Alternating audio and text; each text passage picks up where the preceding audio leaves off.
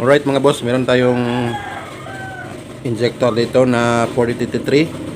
So dinala ito ng customer dito. So salamat sa tiwala nyo mga sir, mga boss. So susubukan natin tong i-recondition ang kanyang nozzle tip dahil ang issue nito ay white smoke.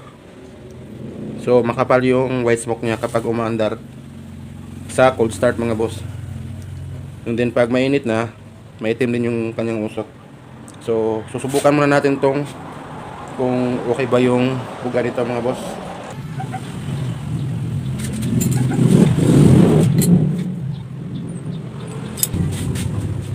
Yan, try muna natin kung ano ang sitwasyon ng buga ng kanyang nozzle tip mga boss. So lipat ko lang yung camera para hindi matamaan pagtalsik ng kanyang diesel mga boss.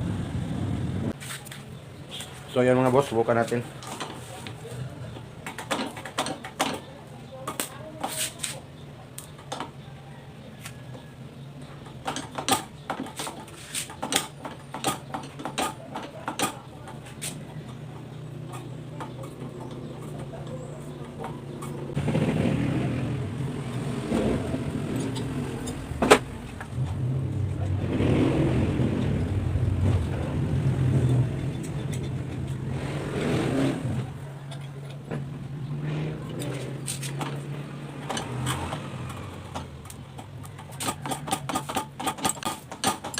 So ito mga boss, ang okay pa siya.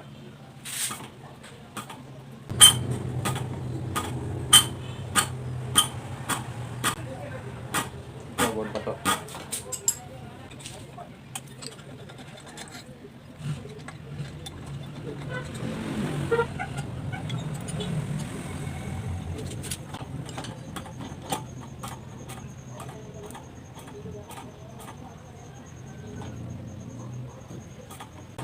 Hindi na masyadong mist o pulverize yung kanyang buga ng diesel.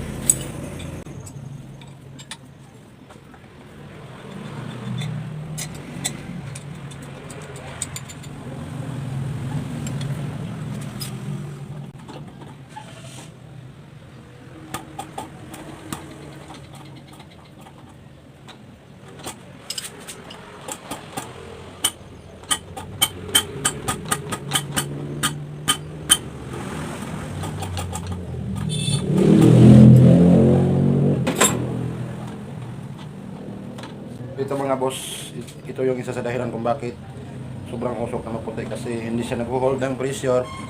So tumutulo siya mga boss. Yan o. So papakita ko sa inyo sa gauge ng ating injector tester mga boss para makita nyo na hindi siya nag-build ng pressure. Kaya isa ito sa nag-cause ng malakas na usok na puti mga boss.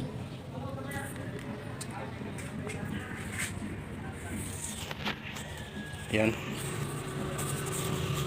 So, yan mga boss, tingnan nyo. Yan o, biglang bagsak siya. Dapat ito is dahan-dahan siyang bababa. So ito, hindi na siya nag-hold ng pressure kaya malakas yung usok niya. Kasi kung titingnan nyo sa injector, yan o, tumutulo. Hindi niya kayang mag-hold ng pressure mga boss. So susubukan natin itong i-recondition kung kaya pa ba na ma-recondition itong nozzle tip na mga boss. A few moments later. So yan mga boss, ito na yung injector, natanggal ko na yung mga return hose nito mga boss. So ngayon mga boss is sasalang ko muna siya sa ultrasonic cleaner para matanggal itong kanyang carbon deposit dito sa kanyang nozzle tip mga boss, para mabilis natin itong matanggal itong kanyang brass na washer mga boss, itong kanyang injector washer mga boss. So set ko lang muna siya sa 45 degree yung init niya. So papainitin natin yung kanyang ultrasonic solution para mas mabilis lang magtanggal ng dumi. So switch on ko siya and then set ko siya sa mga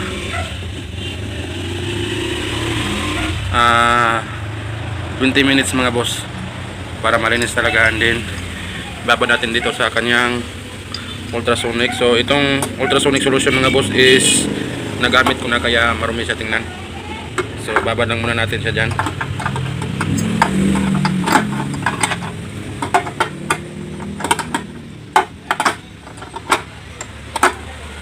Yan. And then switch on na natin ang ultrasonic cleaner.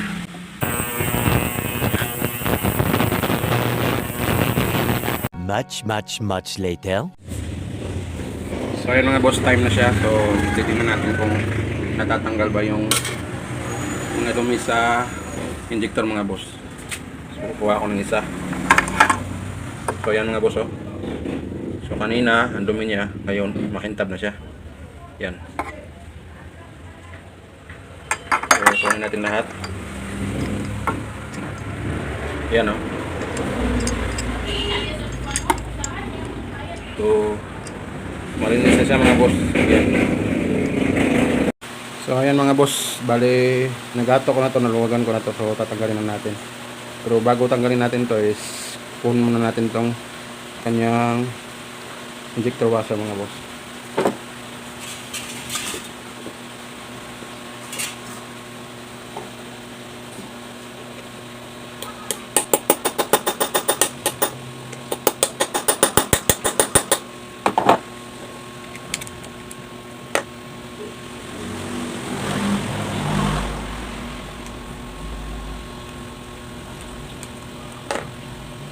Yan.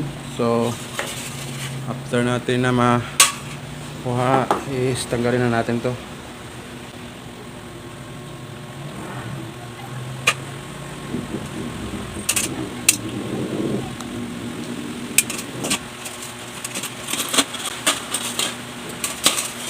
So ito yung nozzle tip mga boss na i-recondition natin mga boss.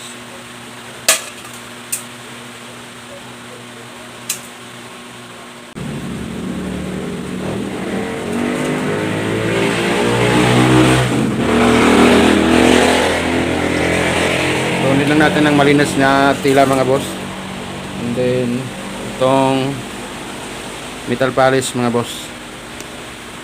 So ganyan lang.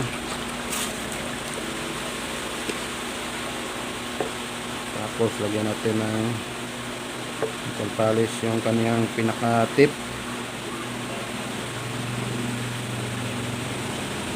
So ganyan lang mga boss, oh. So DIY muna tayo ngayon. Injector Mitsubishi 4D33.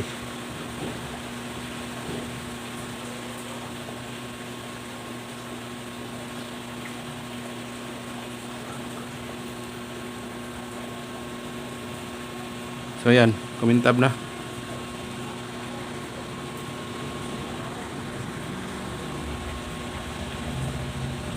So medyo malabo. Switch on natin yung ilaw. Yan. Makintab din siya mga boss.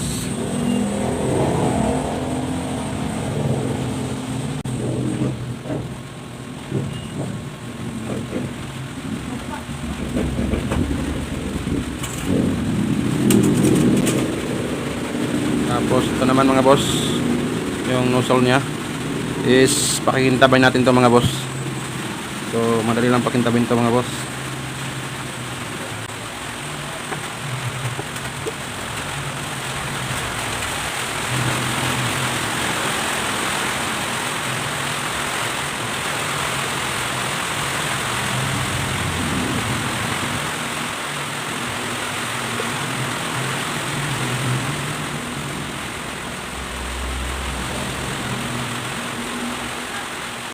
Ayan.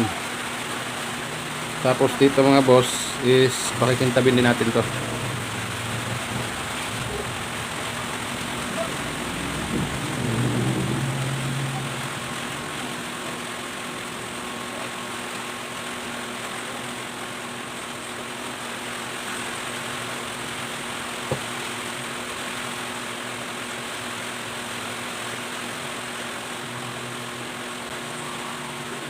So, ayan, minta pa siya.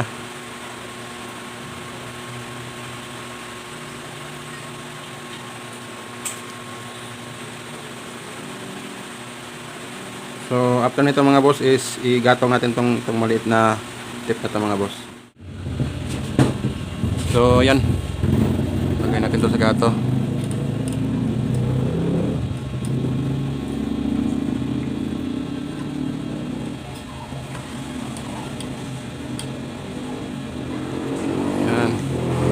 Tapos lagyan natin to ng metal polish.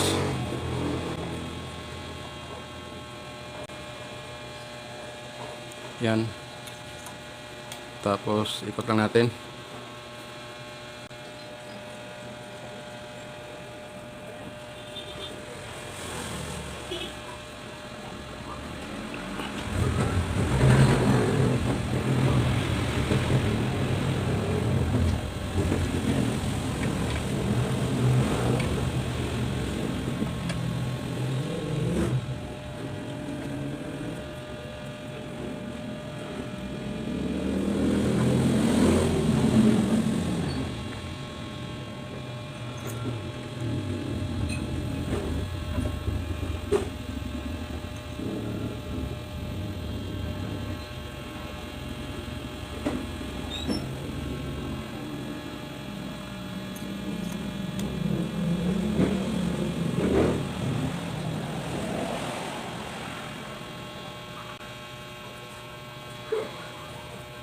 So yan mga boss, no, after kung maramdaman na smooth na siya, wala na siyang, hindi na siya maganit, is okay na to.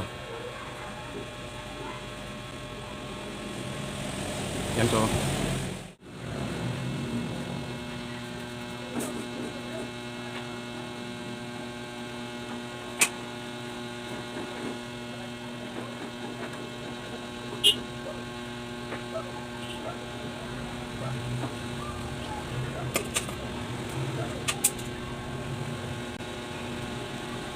So ito mga boss is pakikintabin din natin tong surface na ito.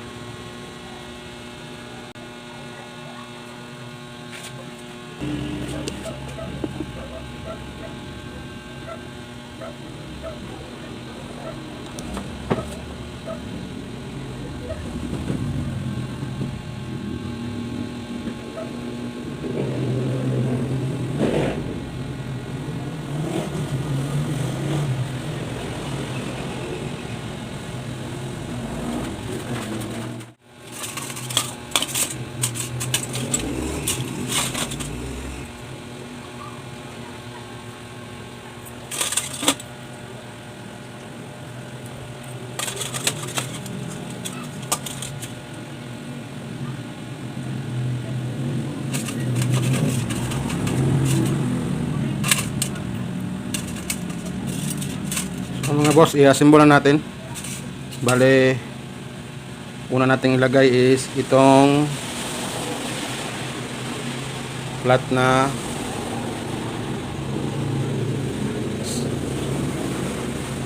ito mga boss, oh. Ito yung malapad. So ito yung pinakauna. So ipatong ko siya sa spring mga boss, itong kanyang washer o itong kanyang shim mga boss. Tapos ito yung pinakaha niya, pasok ko sa dyan. Yan, tapos ganyan. So after nito mga boss is ito naman yung kasunod. Bale ito yung itsura niya. Mataas, meron siyang spacer din. Yan, saka itong pinakauna yung malaki. Yan, makapal. So yan. Tapos lagay natin ang kanyang spring. Yan. Tapos pasok natin. Yan. Then lagay natin tong kanyang guide, yung pin, yung guide ng nozzle tip mga boss. Yan, dalawa. Yan, so sana nasundan nyo mga boss, no? Tapos ito, yan, dito natin ilagay. And then ito mga boss, itong butas na to dapat tatapat sa butas na ito mga boss. So ayan.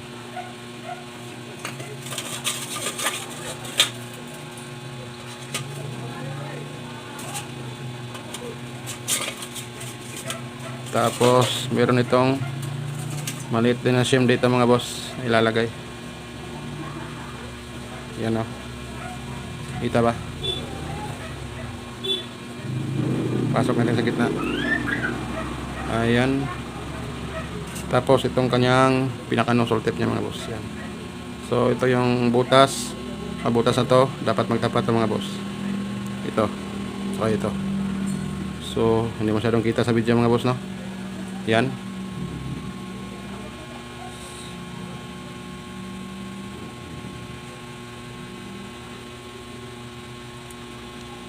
Yan, so napasok na natin mga boss, no? Tapos lagay na natin tong kanyang pinaka cover nya.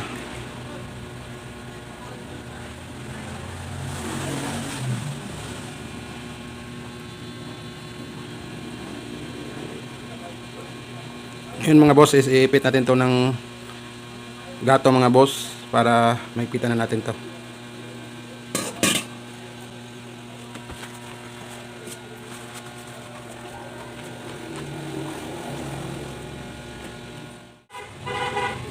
So yan mga boss, ipitan natin.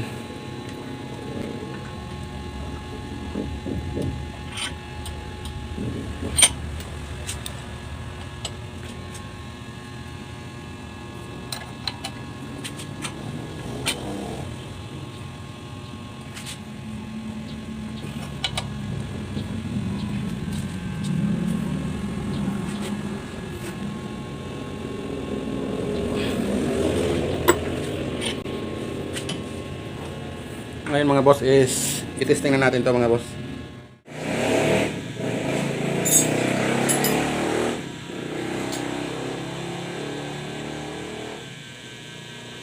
So check muna natin yung pressure nito kung kaya ba niyang mag-hold ng pressure. Di tulad kanina, hindi niya kayang mag-hold ng pressure. So tingnan na natin to mga boss.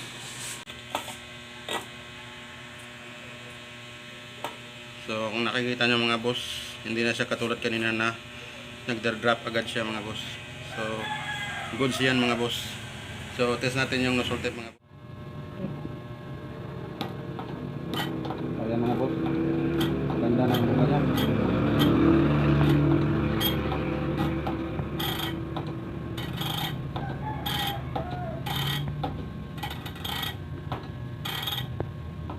So okay na ito mga boss. Bali yung tatlo nito mga boss is tapos ko na rin siyang tawag nito. Yan, tapos ko na rin itong i-recondition mga boss. So papakita ko lang sa inyo mga boss na na-recondition natin ito. Yan, so tatanggalin ko to. Isa lang natin itong tatlo.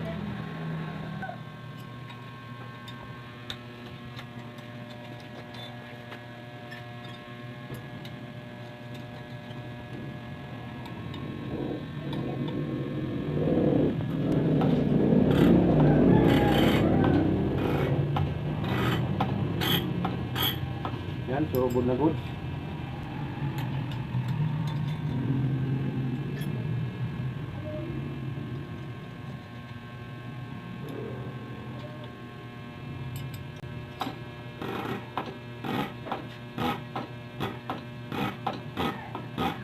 Yan, so okay na okay pa mga boss.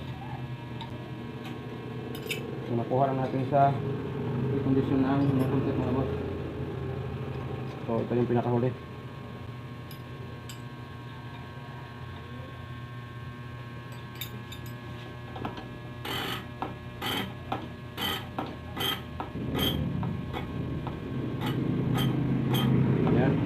So ang opening pressure nga pala nito mga boss is 2,200 psi. So tingnan nyo mga boss. Ayan na.